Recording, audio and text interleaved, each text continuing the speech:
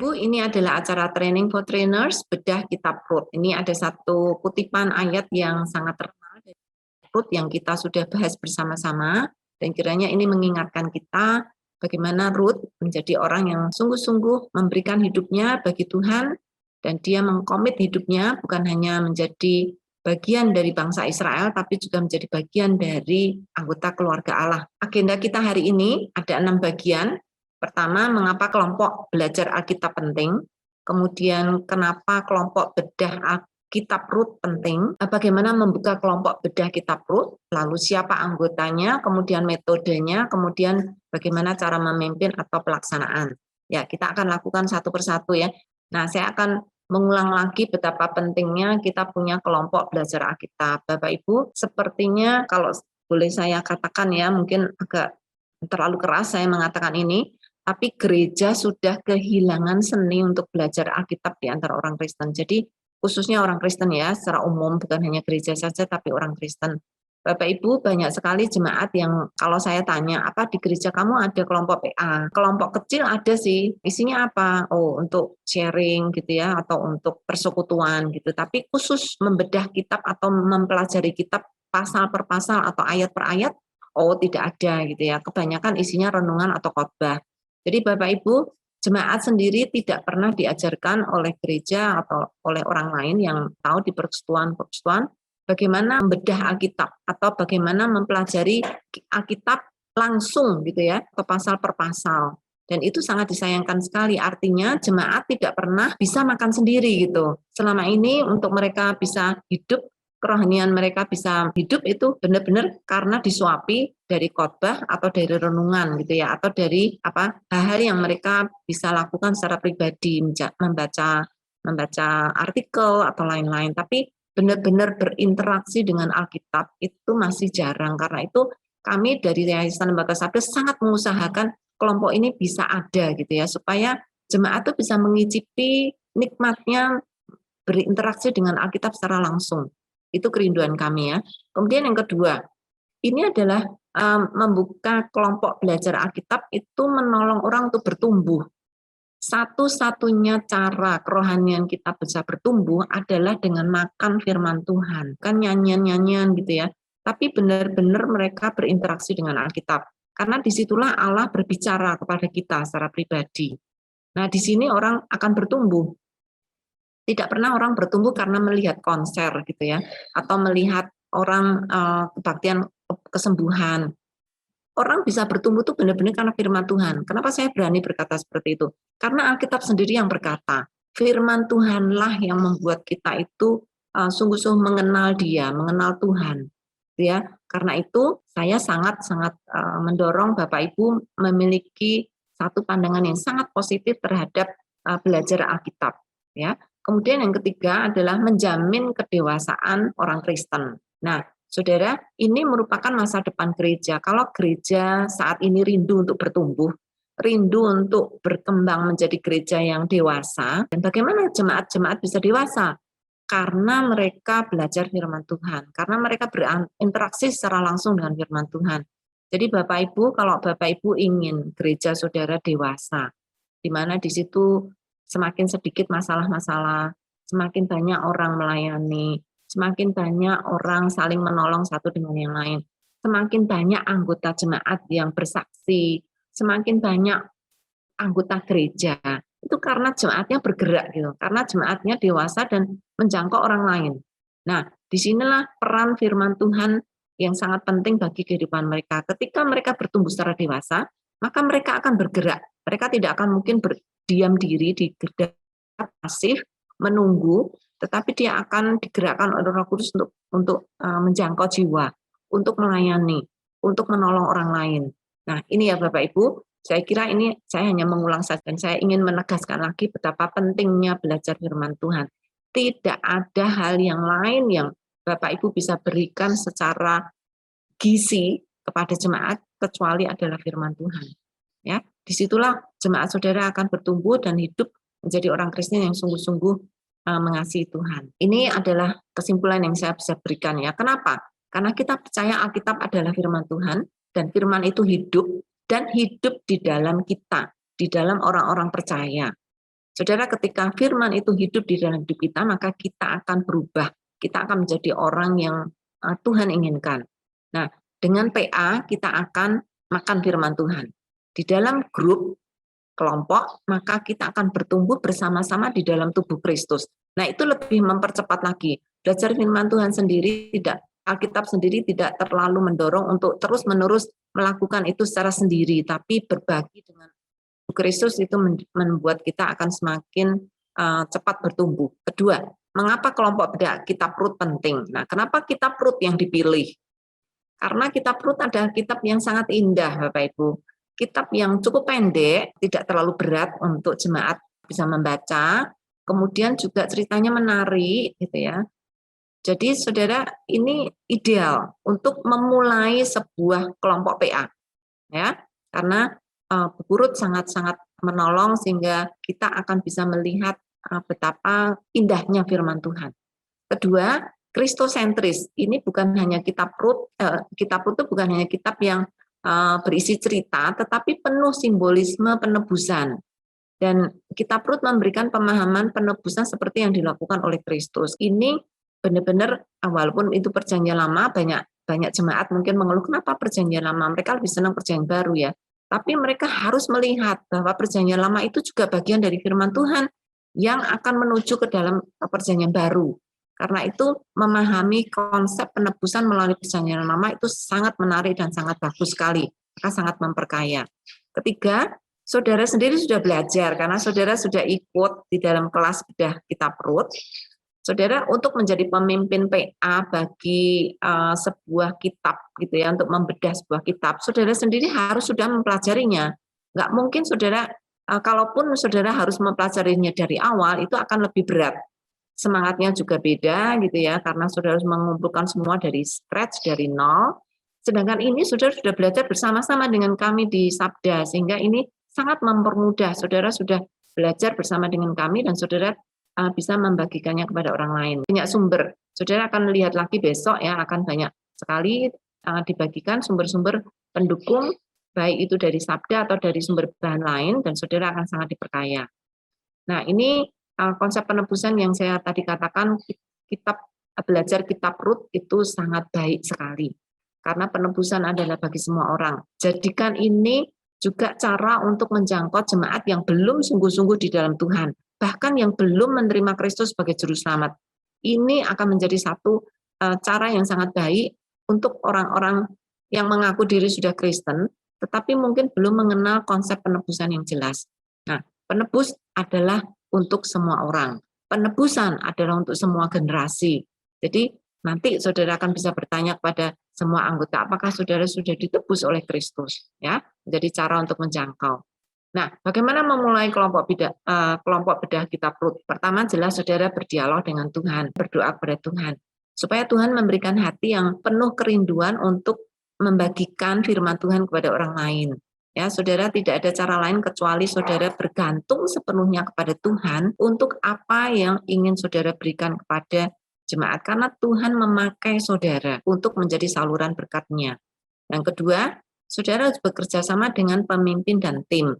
Karena itu di dalam form pendaftaran kita tekankan sekali apakah sudah mendapat izin dari pemimpin atau dari pendeta atau dari majelis. Kami tidak ingin saudara membuka sendiri tanpa ada tuntunan atau ada pengayom gitu ya di dalam kelompok saudara. Karena itu saya sangat mendorong kalau saudara ingin memulai, bekerja sama dengan pemimpin, bekerja sama dengan tim. Jangan lakukan ini sendiri, karena itu dukungan dari gereja sehingga saudara melakukan bersama-sama dengan gereja. Ketiga, berbagi dengan teman. Gimana cara memulainya? Saudara berbagi bagaimana saudara mendapat berkat dari kitab Rut ketika saudara bersama-sama dengan kami mengikuti kelas bedah Rut gitu ya, supaya teman-teman juga tahu, oh ini merupakan sesuatu yang baik, sesuatu yang berguna, sesuatu yang bermanfaat, sesuatu yang akan menjadi berkat. Jadi saudara nggak mungkin bisa memulai kelompok kalau saudara tidak punya teman. Nah, bagaimana teman saudara akan tertarik kalau saudara nggak berbagi. Jadi silakan berbagi dengan siapa saja untuk saudara bisa memulai kelompok ini sehingga saudara punya bukan hanya anggota PA tapi juga teman untuk nanti bisa saling menolong satu dengan yang lain. Ya. Nah, Saudara, di dalam kelompok ini yang diinginkan adalah saudara bersama-sama belajar. Ini di dalam kelompok ini saudara kan bersama-sama belajar dan bersama-sama berubah dengan anggota-anggota yang lain. Ya, jadi kalau saudara diizinkan Tuhan untuk menjadi pemimpin, maka saudara harus menolong orang lain itu untuk membuat keputusan. Keputusan apa? Untuk keputusan serius mengikut Tuhan, serius untuk menerima penebusan Kristus, serius untuk sungguh-sungguh mendalami hidup kekristenan yang benar, ya. Nah, karena itu saya sangat berharap ini bisa menolong Bapak Ibu. Nah, siapa anggota kelompok bedah kitab Rut? Saudara bisa mulai dengan gerejaku. Di sana ada jemaat pemuda, ada jemaat dewasa, ada jemaat wanita, pria, mungkin ada komisi wanita, komisi pria, kemudian ada jemaat remaja.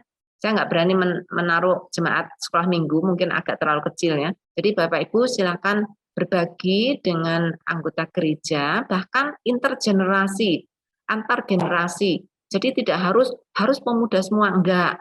Bisa pemuda, bisa wanita, pria, kemudian dewasa, bahkan lansia, kalau mereka mau ikut, saya kira akan sangat bagus. Bagus, karena masing-masing generasi itu bisa mewakili, berbagi apa yang menjadi kebutuhan dari generasi-generasi mereka. Jadi silakan saudara cari anggota gereja saudara untuk bersama-sama bergabung. Kalau saat ini saudara sudah ada kelompok PA atau kelompok grup, entah itu kelompok kecil atau kelompok sel di gereja saudara yang saudara akan pakai menjadi kelompok PA untuk bedah Rut, boleh tambah lagi. Ini kesempatan untuk saudara promosikan kelompok sel saudara supaya lebih banyak anggota yang ikut, gitu ya. Ya, saya harap lebih banyak jiwa-jiwa menangkan untuk bisa serius dikembalakan oleh gereja. Berikutnya adalah temanku, entah itu teman sekerja, teman sekampus, teman serumah, artinya keluarga, ya. Saudara bisa teman serumah kadang-kadang kos ya. Kalau saudara tinggal di apartemen atau di kos atau di tempat di mana serumah berbagi dengan orang lain, silahkan diajak ya. Jadi saya sangat bersyukur ada beberapa peserta yang mengajak teman-teman sekantor yang sudah ada kelompoknya untuk melakukan bedah Rut ini, sangat bagus. Kemudian juga ada teman-teman yang dari teman kampus, teman-teman mahasiswa yang ada di kampus atau yang ada di persekutuan kampus, persekutuan mahasiswa. Ini juga sangat bagus, saudara bisa ajak mereka. Kemudian teman serumah, kalau itu sekos atau orang-orang yang saudara kenal, entah itu keluarga, tapi juga bisa ambil bagian atau teman-teman lain yang sering datang ke rumah saudara, gitu ya. Ini kesempatan untuk kalau saudara sudah punya grup, itu punya kesempatan untuk mengajak lebih banyak orang lagi, teman-teman baru, dan promosikan bahwa kita akan melakukan bedah kitab Rut, dan itu menjadi penambahan jemaat ya untuk kelompok saudara. Berikutnya adalah keluargaku. Boleh keluarga inti, boleh keluarga dekat, boleh keluarga jauh. Saudara ajak, sharekan kepada mereka bagaimana saudara mendapat berkat dari kitab Rut. Jadi saudara bisa ajak. Mungkin ada saat ini banyak sekali saya lihat kelompok WA keluarga, ya entah keluarga dekat, keluarga jauh. Nah, bisa memakai kelompok itu untuk bersama-sama melakukan bedah kitab Rut, ya, menolong mereka karena kitab Rut itu bukan hanya apa ya, isinya bukan hanya doktrin atau pengajaran yang berat-berat, tapi ini cerita, bahkan cerita kisah cinta. Jadi keluarga pasti senang untuk bersama-sama mendiskusikan kitab Rut ini ya. Saudara, hati saudara, hati teman-teman, hati keluarga, hati teman-teman di dalam gereja, itu perlu saudara recruit, bukan hanya tubuhnya yang ikut di PA ya, tapi hatinya untuk engage dengan Alkitab.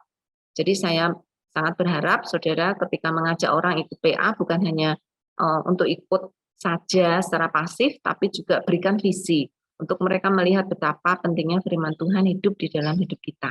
Jadi siapapun boleh saudara ajak ya, untuk bersama-sama belajar. Kemudian sampai di metode, nah itu tadi mungkin lebih banyak ke semacam penjelasan ya. Sekarang kita akan masuk ke trainingnya. Oke, metode PA apa yang dipakai untuk kelompok bedah Rut?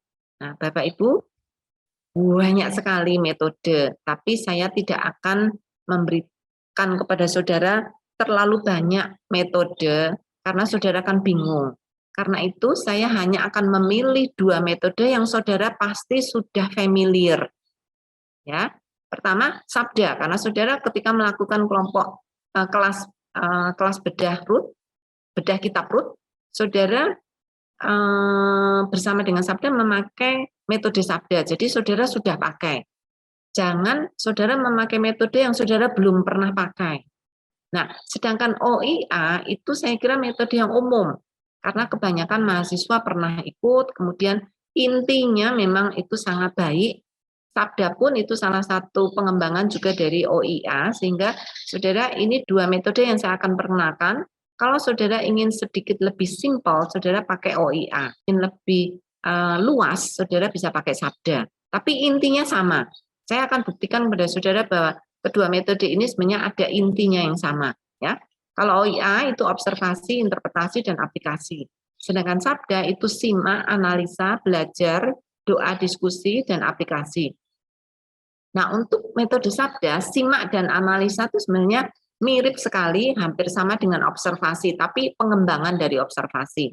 Ya, jadi saudara bisa pakai dua-duanya. Kemudian belajar itu juga interpretasi.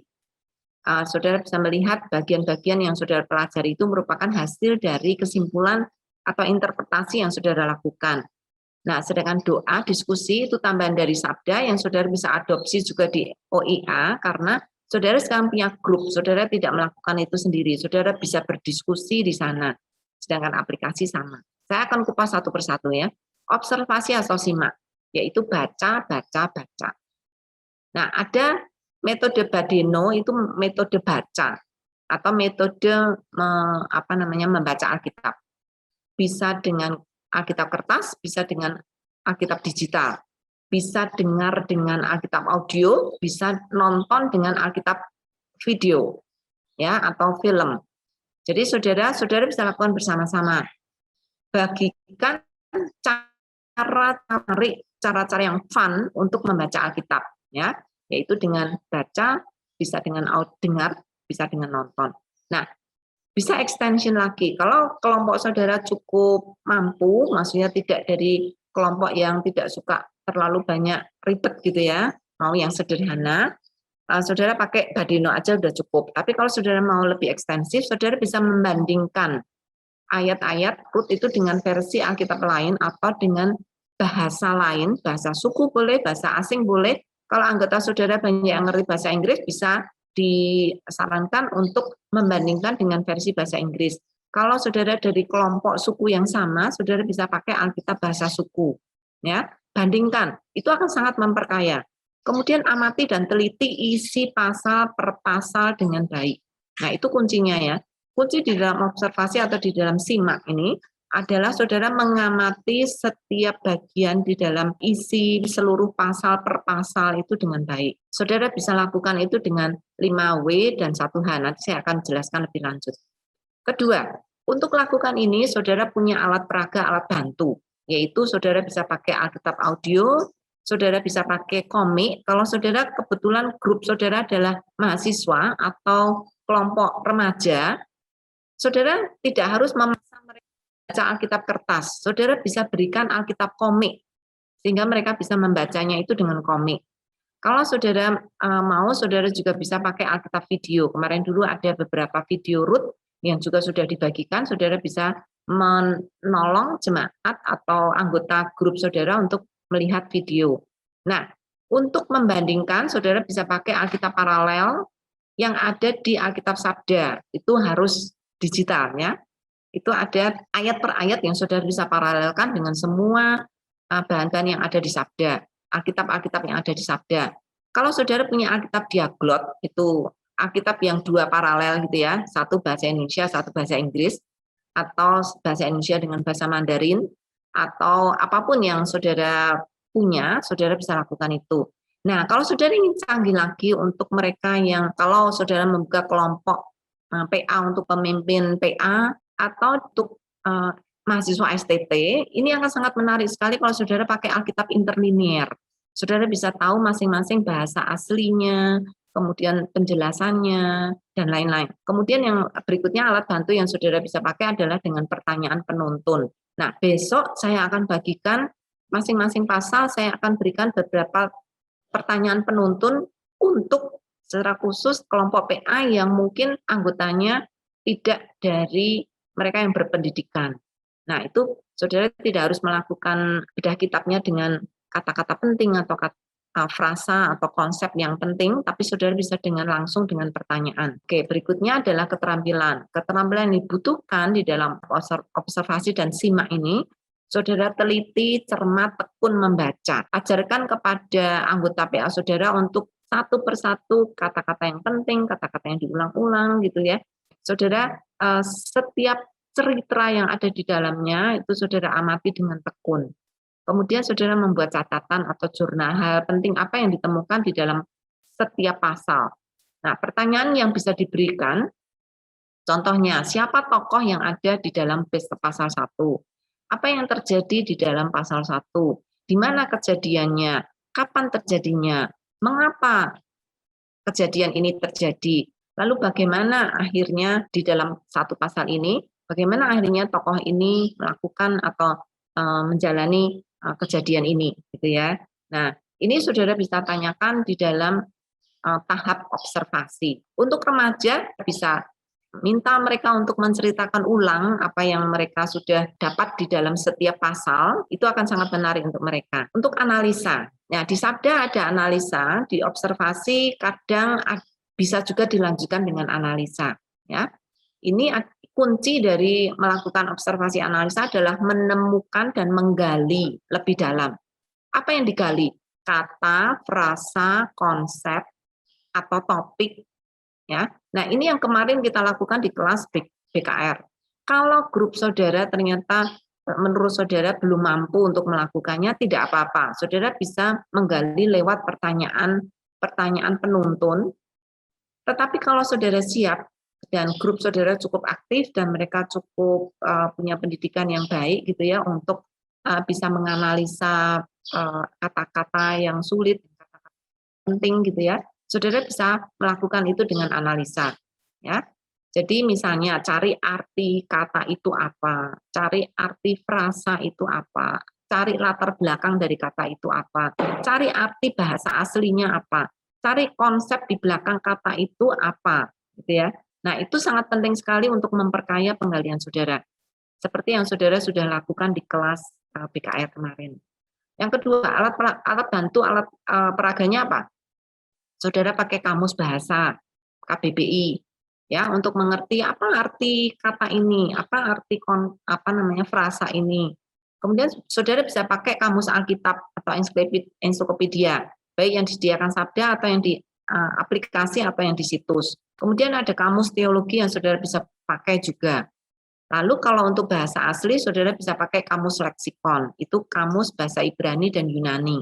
Kemudian saudara juga bisa pakai referensi silang. Ayat yang sulit saudara untuk mengerti di dalam ayat itu, cari kata ini juga dipakai di Tius misalnya, atau di kitab-kitab yang lain. Coba lihat kira-kira bandingkan kata yang sama, kata yang saudara sedang cari artinya itu apakah di konteks ayat yang lain itu juga artinya sama misalnya gitu ya. Nah, saudara bisa memakai mikroskop, satu kata digali sampai semua detail-detailnya kelihatan. Saudara bisa pakai periskop untuk melihat secara luas. Saudara bisa memakai bahkan teleskop seperti helikopter. Saudara melihat keseluruhan dengan cara pandang yang dari atas gitu ya. Oke, keterampilan apa yang dibutuhkan di dalam observasi analisa ini? Saudara harus bisa membedakan kata yang penting dan tidak penting, konsep yang penting dan tidak penting. Saudara, tidak semua kata harus dikupas, tidak semuanya penting. Nah, itu yang perlu saudara punya bijaksana yang penting dan tidak penting dan membedakan itu. Ya. Jadi pertanyaannya, mengapa kata ini dipakai oleh penulis? Apa maknanya pada masa itu? Ya, itu sangat penting untuk saudara bisa menolong anggota. Berikutnya interpretasi. Interpretasi ini sebenarnya sama dengan belajar di dalam metode sabda. Di dalam interpretasi ini yang paling penting apa? Pelajaran. Pelajaran apa yang didapat setelah kita menggali kata-kata yang penting, ceritanya, peristiwanya. Kumpulkan semua penemuan dari pertanyaan dan juga dari observasi kata-kata, analisa kata-kata, kumpulkan semuanya, lalu simpulkan pelajaran apa yang paling berkesan. Pelajaran mungkin banyak ya, Anggota mungkin kalau sudah terlalu excited gitu ya, aduh pengen share semuanya. Nah, saudara bisa batasi satu pelajaran saja untuk di-sharekan di grup supaya semua mendapat bagian. Alat bantu apa yang saudara bisa pakai? Saudara bisa, kalau saudara penemuan penggalian itu saudara sudah lakukan, saudara boleh bandingkan itu dengan buku-buku tafsiran. Jangan lakukan sebelum saudara menemukan semua penemuan itu secara mandiri. Kalau saudara langsung ke tafsiran, saudara nggak belajar apa-apa. Saudara hanya niru apa yang sudah dikatakan oleh para ahli. Saya kira itu tidak akan menolong kita, proses belajar kita akan sangat sedikit sekali. Ya. Nah, kalau saudara sudah bandingkan, cocokkan, maka catat apakah ada hal yang berbeda, kemudian apakah ada hal yang bisa saudara tambahkan, apakah buku tafsiran yang saudara baca itu memberi tambahan pelajaran baru yang saudara ingin tambahkan. Nah, itu saudara boleh ya lakukan itu. Kemudian keterampilan apa yang dibutuhkan? Saudara ajak anggota saudara untuk berpikir kritis dan teliti dan tekun melihat hal-hal yang penting yang sudah ditemukan, lalu mengambil kesimpulan, kemudian mulai mungkin dengan banyak pertanyaan-pertanyaan baru yang muncul gitu ya. Ini akan menambah wawasan yang luas. Nah, saudara sendiri yang sudah belajar harusnya punya wawasan yang cukup luas juga karena saudara punya banyak alat bantu. Ya, itu sangat menolong. Kemudian pertanyaan apa yang saudara bisa berikan? Pengertian baru yang saudara dapatkan, adakah kesalahan? Mungkin ketika menafsirkan ternyata oh salah, ternyata bukan itu. Karena di tafsiran dikatakan seperti ini kok beda sekali dan bahkan bertolak belakang. Nah, saudara harus mau dikoreksi ya di situ. Jangan terlalu berani untuk menafsirkan kalau itu tidak ada di dalam ayat ya. Kemudian apa yang Roh Kudus ajarkan kepada kita? Saya yakin mulai tahap ini saudara melihat betapa banyak hal yang saudara bisa pelajari di sana. Ya, berikutnya interpretasi diskusi. Nah, di dalam metode sabda ada tambahan diskusi. Nah, ini saudara bisa pakai, aplikasikan di kelompok saudara. Nah, saudara berdoa agar Roh Kudus menunjukkan kebenarannya. Itu artinya saudara berdiskusi dengan Tuhan, lalu diskusikan dengan teman-teman lain pelajaran apa yang didapat. Nah, saudara share, minta setiap anggota untuk share apa yang mereka dapatkan dengan orang lain. Kemudian berdoa dengan mereka untuk semua pelajaran mereka dapatkan. Ya. Alat bantu yang saudara perlu adalah saling berbagi pelajaran. Jadi ajak mereka untuk menulis supaya mereka bisa ingat apa yang mereka pelajari. Saudara bisa bagikan itu lewat grup WA, grup tele, grup Facebook, atau kelas streaming, atau kelas tatap muka. Nanti kita akan bicarakan lebih lanjut ya soal itu. Keterampilan apa yang dibutuhkan? Keterampilan dengar. Sebagai seorang pemimpin, jangan terlalu cepat untuk menginterupsi. Belajar mendengar. Lalu belajar bagaimana menolong mereka bisa berdiskusi. Ya, bukan monopoli oleh satu orang pemimpin, tetapi juga peserta kadang bisa memonopoli. Ajarkan mereka bagaimana berdiskusi. Ya. Nah, pertanyaannya bagaimana teman-teman diperkaya oleh pandangan-pandangan kita. Dan bagaimana kita juga diperkaya oleh pandangan-pandangan orang lain. Nah, itu yang perlu kita di dalam berbagi, sehingga kita punya lebih banyak pelajaran yang bisa kita dapatkan. Di dalam aplikasi, ini adalah cara untuk bertumbuh. Saudara nggak melakukan aplikasi, artinya saudara hanya memenuhi kepala saudara saja dengan pengetahuan, tapi saudara tidak akan mungkin bisa bertumbuh. Di dalam aplikasi, tanyakan, apakah ada dosa yang harus diakui setelah pelajaran yang kita dapatkan itu? Apakah ada hal-hal yang kita perlu tinggalkan? Apakah ada janji Tuhan yang harus kita pegang, yang harus kita perkuat? Apakah ada perintah Tuhan yang harus kita lakukan? Jangan dibiarkan perintah Tuhan hanya menjadi perintah dan kita tidak lakukan. Apakah ada konsep yang harus diperbarui? Mungkin konsep saya yang lama tidak bagus atau tidak lengkap, tapi sekarang menjadi lebih baik. Apakah ada nasar yang harus dipenuhi? Mungkin pernah saudara berjanji kepada Tuhan ketika mempelajari ini, lalu saudara ingin komitmen untuk lakukan ini itu. Nah, saudara, ini cara untuk saudara bertindak, untuk saudara bertumbuh. Jadi alat bantu yang saudara bisa pakai adalah hati yang bersedia untuk diubahkan oleh Tuhan. Tindakan saudara untuk diubahkan oleh Tuhan. Disitulah jemaat nanti akan bertumbuh. Ya, Dan ajak jemaat untuk punya jurnal supaya janji-janji atau hal-hal yang ingin mereka lakukan itu ada orang yang memonitor. Jadi ada orang yang apa istilahnya accountability gitu ya, untuk janji-janji yang saudara dapatkan. Jadi keterampilan yang saudara butuhkan adalah kerendahan hati. Kadang saudara sendiri sebagai pemimpin yang ditegur oleh Tuhan untuk berubah, bisa saja. Dan kemauan untuk berubah. Tanpa ada kemauan berubah, maka pertumbuhan tidak akan terjadi. Jadi pertanyaannya Bapak Ibu, tindakan apa yang saya ingin aplikasikan agar saya semakin bertumbuh? Lalu kepada siapa saya beraccountability atau bertanggung jawab? Saudara punya grup itu keuntungan yang paling besar adalah janji-janji saudara itu didengar oleh semua orang sehingga saudara nggak main-main gitu. Orang lain akan, loh sudah belum dilakukan, apakah bisa dibantu dan lain-lain ya. Jadi grup itu sangat menolong untuk saudara bisa benar-benar mengaplikasikannya. Nah, saudara, metode sebenarnya itu apa saja metode yang saudara pakai oke. Tidak harus persis seperti apa yang saudara dapatkan dari sabda, tapi kami menolong ya. Tujuan metode adalah saudara punya habit kebiasaan. Jadi metode yang saudara harus pegang itu sebenarnya bagaimana membaca, bagaimana belajar, bagaimana berbagi. Nah, itu sebenarnya apa inti dari metode sabda yang kami bagikan. Nah, saudara jangan takut jika saudara butuh waktu memang ya untuk bisa menikmati firman Tuhan itu butuh waktu. Jadi saudara harus komitmen juga dengan waktu, ajak jemaat juga untuk punya komitmen waktu. Nah, bagaimana memimpin kelompok bedah Ruth? Saudara harus punya keyakinan bahwa firman Tuhan itu hidup dan menghidupkan. Kalau saudara sendiri tidak percaya firman Tuhan itu benar-benar firman Tuhan yang hidup, saudara nggak akan mungkin dipercaya oleh kelompok saudara. Kedua, saudara harus punya passion, harus bergairah. Kalau saudara nggak ada gairah, orang lain melihat saudara juga ikut lesu gitu ya. Jadi bergairah untuk melihat orang lain menikmati berkat Tuhan, sehingga orang lain yang mungkin belum semangat bisa ikut semangat karena saudara. Ketiga, rendah hati. Saudara memimpin dengan rendah hati, mengikuti teladan Kristus. Ya kalau saya boleh ngomong belak-belakan ya, jangan sok pintar, jangan sok menggurui gitu ya. Hal-hal itu saya yakin saudara sudah tahu. Kemudian yang berikutnya adalah sabar. Saudara harus bersabar karena tidak semua orang bisa bertumbuh dengan cara dan waktu yang sama. Saudara mungkin frustasi dengan satu orang yang mungkin agak kurang sungguh-sungguh. Ya beri waktulah gitu ya. Saudara harus benar-benar sebagai pemimpin punya kesabaran ekstra untuk menolong setiap anggota yang bertumbuh waktunya tidak sama dan caranya juga tidak sama gitu ya.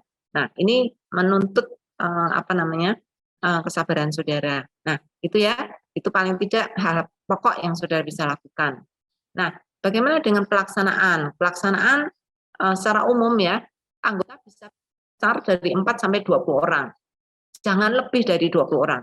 20 orang itu udah maksimum. Paling sedikit 4 orang. Kalau 3 mungkin agak terlalu sedikit, dinamikanya kurang jalan.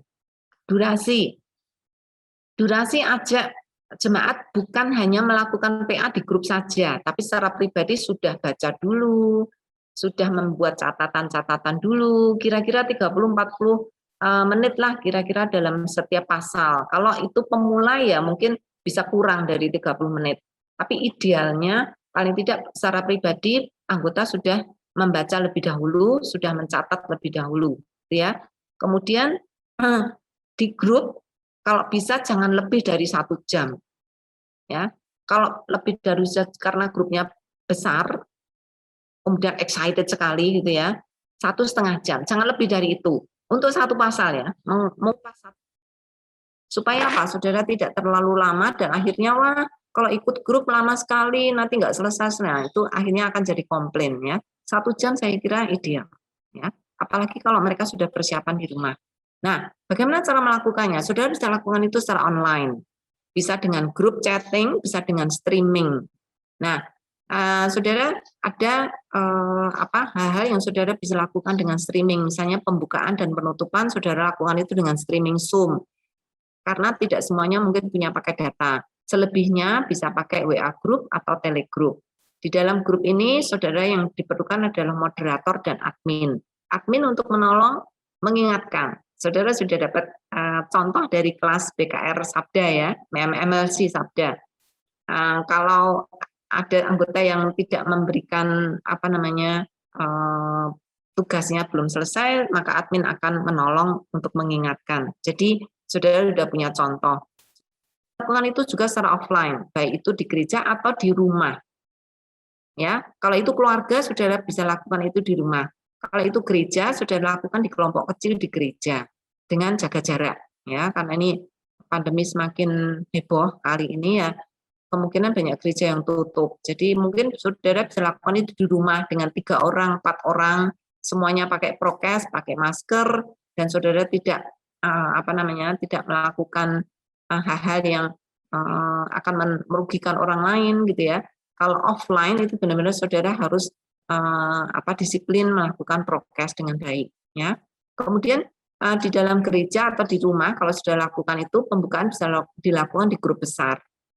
Karena di gereja mungkin bisa dibagi dengan kelompok-kelompok kecil gitu ya. Atau kalau itu kelompoknya sudah cukup ya bisa saja dilakukan bersama-sama pembukaan dengan on-site, kemudian selebihnya untuk saudara lakukan itu di grup. Atau di pembukaan itu saudara memberikan pengenalan tentang apa itu root. Saudara bisa pakai bahan-bahan yang ada di Sabda yang kemarin sudah kami bagikan, bahkan bahan ini pun saudara bisa bagikan dengan cara yang lebih sederhana.